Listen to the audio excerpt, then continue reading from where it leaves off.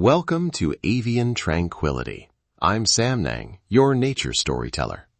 Here we slow down and follow the quiet lives of remarkable birds from around the world, one species at a time, one gentle story at a time. In this episode, we meet the Hoatzin, a creature of flooded forests and slow rivers, known for its leafy appetite and unusual ways. So find a comfortable place to rest. Let the noise of the day drift away, and join me as we step into the world of the Hoatzin.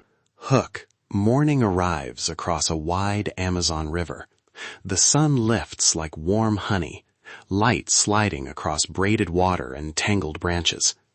On a low overhanging limb, a bird sits with a loose posture, crest relaxed, eyes half closed, as if the world moves at a different, kinder pace. You notice its rounded body, the faint rattle in its breathy call, and the way its feathers catch the river light. This is the Hoatzin, the Riverleaf Voyager. And already we sense a life that carries both deep history and patient adaptation. Section 1. Name, Place, and Beginnings. Close your eyes for a moment and picture the flooded forest, a mosaic of snags, low branches, leaf mats, and slow eddies. The Hoatzin, sometimes called the stinkbird in older books, lives in these warm, watery edges, the Amazon basin, parts of the Orinoco, and scattered riverine pockets where leaves are plenty and disturbances low. Its scientific name, Hoatzin hoatzin, hints at a lineage that feels ancient, a reminder that this bird is deeply tied to slow, wet landscapes. From the riverbank, you get the first clue, a soft huffing call, almost like a small throat clearing. And then you see them moving in small groups, attentive to the foliage, calm as if each bite is a ritual rather than a hurry. Nesting is humble and intimate.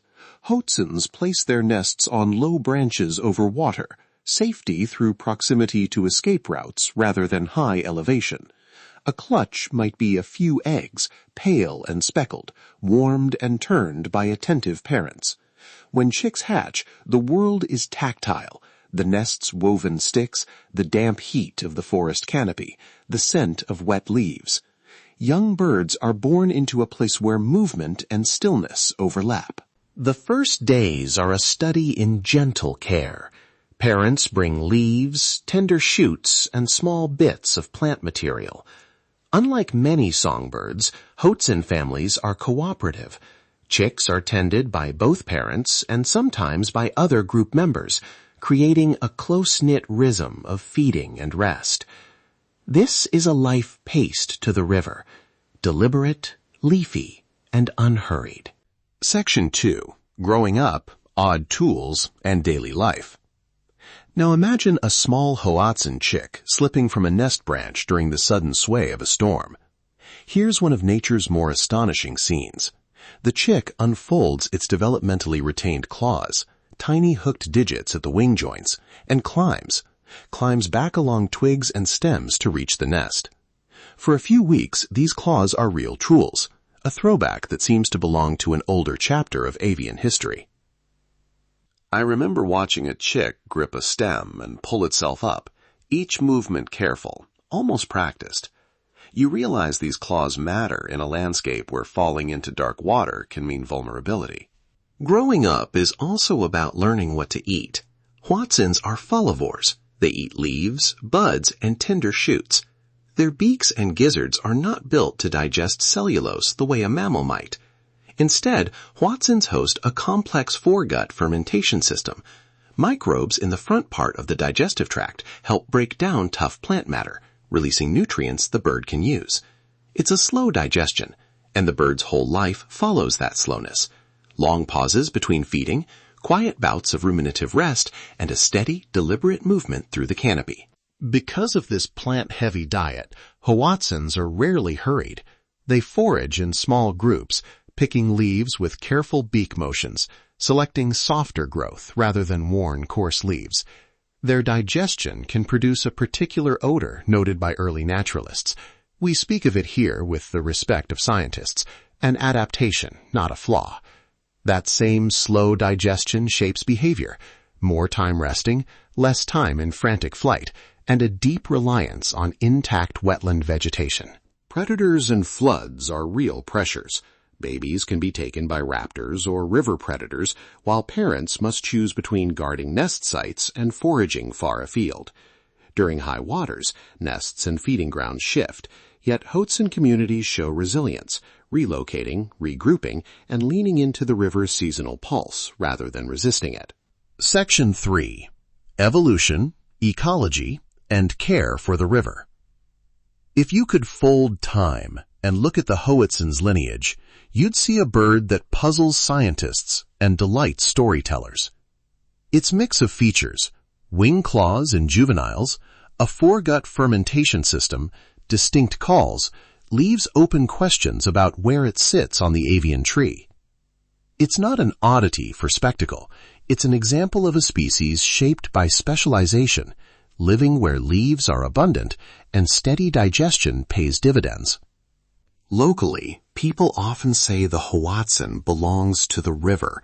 It's not just about the bird living near water. It's about the way it moves nutrients, seeds, and life through the flooded forest.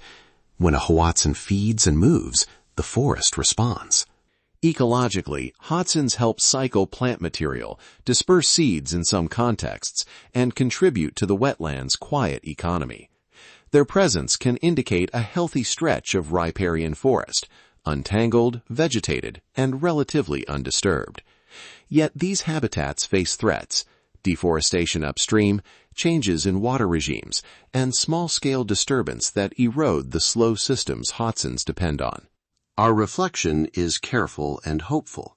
Conservation for Hoatzins is in many ways conservation for rivers, protecting floodplains, keeping waterways flowing, and supporting local stewardship that honors seasonal rhythms.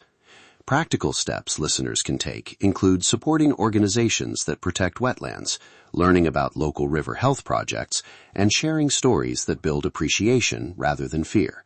Small actions, over time, help keep these slow systems intact. Sitting with a Hoatzin at midday is a lesson in pace. There is no hurry, only measured foraging, soft calls exchanged among group members, and the occasional breeze that stirs a crest.